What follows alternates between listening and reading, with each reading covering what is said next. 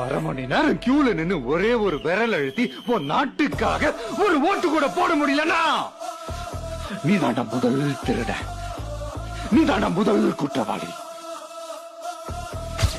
வெட்டீங்க. இந்த ஒரு கேஸ் 20 வருஷம் நடக்கும். நாடு 50 வருஷம் பின்னாடி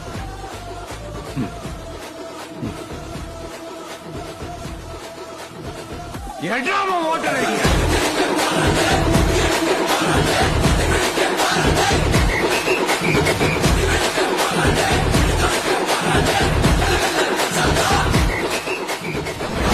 ஆட்சி அமைஞ்சா அதென்ன அமைஞ்சா அமைக்கிறோம்.